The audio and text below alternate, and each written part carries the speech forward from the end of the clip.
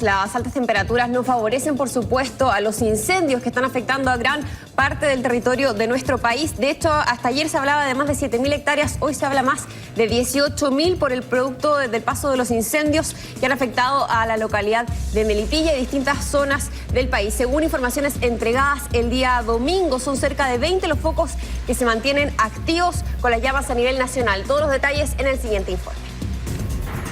El incendio que comenzó en la región de Valparaíso se propagó rápidamente hasta la localidad de Melipilla. El fuego arrasó con aquella vegetación seca que sirvió como combustible para que las llamas siguieran avanzando. Desde el momento que se inició el incendio, diversas organizaciones de la CONAF y bomberos salieron a combatir las llamas, pero las condiciones del clima y los fuertes vientos hicieron que esta tarea se complicara. La proyección del incendio tiene varios flancos, entonces eso es lo que nos dificulta en un momento dado. La proyección del incendio es donde podemos mover todas las máquinas. De hecho, estaban todas las máquinas en el sector de San Diego, hacia Cuncumén, y otras en Chorombo. Y nos reencontramos con este flanco que se activó violentamente, que nos obligó a mover una gran cantidad de máquinas a este sector. Las llamas alcanzaron sectores poblados de la localidad de Melipilla, específicamente el sector de Lumbrera en Puangue. Sus habitantes nunca pensaron que el fuego alcanzaría aquella localidad. Nos pilló de sorpresa porque nosotros nunca pensamos que iba a pasar acá, porque venía de Leida y viene por los cerros. Nunca imaginamos que iba a venir. Y le pregunto a mi marido, oye, ¿va a llegar a la casa de nosotros? No, me dice, si faltan como 40 kilómetros no llega nunca. Y llegó con el viento, yo creo.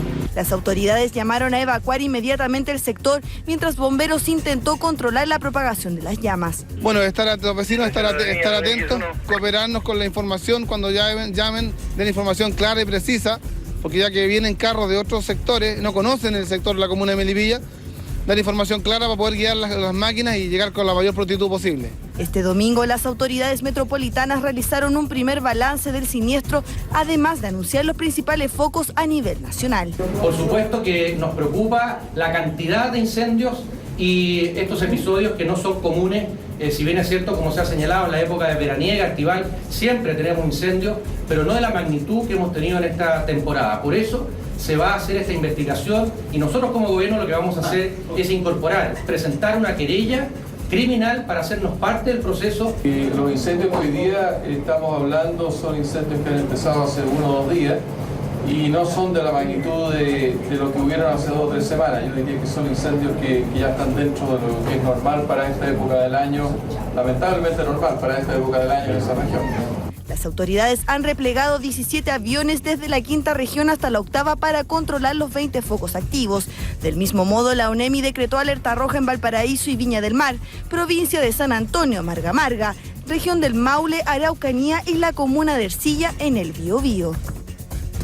El problema no solo es el enorme daño a la naturaleza y las 16.000 hectáreas consumidas por el fuego en distintos puntos del país, sino que estas grandes nubes de humo que con el viento viajan hacia las ciudades.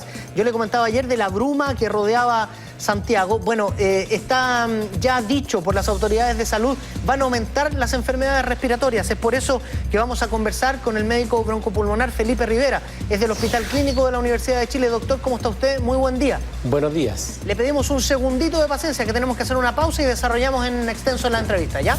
Encantado. Muchas gracias, doctor. Ya seguimos. Bueno, lo comentábamos antes de hacer la pausa, esta situación que generan los incendios forestales, no solo, decíamos, el deterioro de la naturaleza, sino que esta nube permanente de humo sobre algunas ciudades, incluyéndonos aquí en Santiago. Doctor Felipe Rivera, broncopulmonar del Hospital Clínico de la Universidad de Chile. La primera pregunta es, ¿cómo protegemos a nuestras familias, particularmente los niños que son muy sensibles a estas enfermedades en una situación así? Buen día. Buenos días.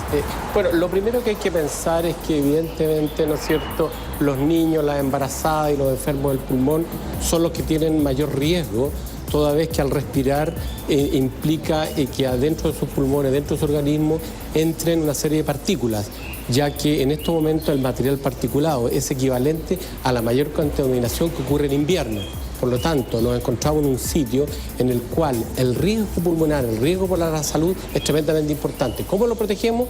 Que no salgan, ¿no es cierto?, en estos periodos en que hay alta contaminación, que no hagan ejercicio. Esto es un momento en el verano que la gente sale a andar en bicicleta, sale a trotar, sale a correr en los parques, ¿no es cierto? Yo diría que mientras esté con alta contaminación en el ambiente, uno debería impedir, así como se hace en invierno, en que la precaución es no hacer ejercicio, no salir al aire libre, ¿no es cierto?, y no correr, no andar en bicicleta. ¿Qué síntomas podrían tener en este caso los niños, los jóvenes o los adultos para poder asistir efectivamente a un centro asistencial, como poder tener algunos rasgos de alguna enfermedad de tipo respiratorio? Tenemos que entender que al inspirar, se inspira no solamente, ¿no es cierto?, lo que se ve que es el humo, se inspira una serie de irritantes. Estos irritantes producen tos, producen crisis afíctica. ¿Eso qué quiere decir? Que en muchos individuos los bronquios, el aparato respiratorio tiende a cerrarse y se produce un ahogo, especialmente en quienes, en los sujetos asmáticos, en los fumadores, en los sujetos que tienen enfermedades cardiopulmonares. Por lo tanto, cualquier crisis de tos que no sea con el tratamiento habitual o que no sea un asmático y tenga pitito en los bronquios, niños que se empiezan a ahogar, que no pueden respirar, que tienen estos periodos de apnea, es decir, ausencia de respiración, azul la coloración de la uña de los labios, individuos enfermos del pulmón que tengan crisis obstructivas bronquiales que no ceden con los inhaladores habituales, son condiciones por las cuales deben concurrir a los servicios de urgencia. Ahora, esto no hay que crear un pánico tampoco, esto es una situación que debiera, ¿no es cierto?, pasar con los días, ya que no existen las mismas condiciones que concurren en el invierno, con que las masas de aire no se mueven. Gracias a Dios, por una parte, intradomiciliario no hay tanta contaminación como en invierno, y por otro lado, la disipación del aire va a ocurrir en algún momento. Ahora, doctor, ¿qué le parecen las medidas que toma la autoridad? Porque reacciona para desocupar camas, por ejemplo, porque intuye que la demanda sobre las unidades hospitalarias va a ser muy intensa en los próximos días producto de los incendios, de que vuelve además harta gente después de algunos días de festejo a Santiago, pero legalmente dice que no puede decretar una situación de alerta o de emergencia. En ese sentido, deberíamos mirar un poquito lo que dice la legislación, porque hay situaciones esporádicas como estas que son peligrosas, ¿o no? A ver, en lo que respecta a la situación médica, lo importante es saber que si existe gravedad y que existe pacientes que requieren hospitalización, se deben tener camas adecuadas, se deben tener unidades especiales en las cuales estos pacientes puedan concurrir. Nosotros sabemos que en esta época, ¿no es cierto?, las enfermedades invernales han dejado de lado para pasar a otro tipo de enfermedades, por lo tanto, es factible tener un grupo importante de camas disponibles para ello. Por otro lado, las precauciones, es decir, por televisión, por radio, lo que están haciendo ustedes es importante para enseñar a la gente no hacer actividad física cuando existe esta gran contaminación. En la parte legal yo no soy muy experto, pero evidentemente si existe riesgo para la salud, existen las armas en el Código Sanitario como para producir algún tipo de legislación, algún tipo de reglamento para hacer que la gente, ¿no es cierto?, no tenga riesgo en la salud, porque eso es lo más importante.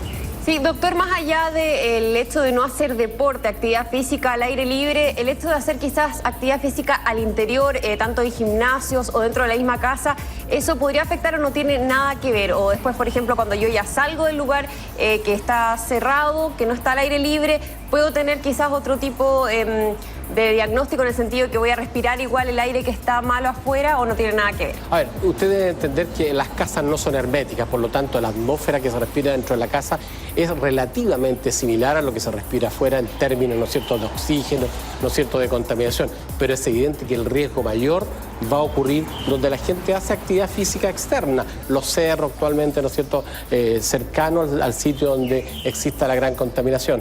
Por lo tanto, probablemente en estos momentos, dentro de la casa, dentro de los recintos cerrados, sea mucho, mucho menor el riesgo de que concurran efectos nocivos a corto plazo y a largo plazo. No tenemos que olvidar que cuando hablamos de este tipo de contaminación, estamos hablando de efectos rápidos, de efectos de asfixia, efectos de tos, de irritación bronquial, pero también estamos hablando de efectos a mediano y a largo plazo, toda vez que dependiendo de la extensión de este periodo, del tipo de respiración del individuo, ¿no es cierto?, pueden ocurrir fenómenos crónicos, desde asmas crónicas, bronquitis crónica, fibrosis pulmonar, incluso en periodos altos de contaminación se habla de producción de algunos tumores pulmonares de otros sectores que probablemente no van a ocurrir porque esperamos que este periodo sea muy corto.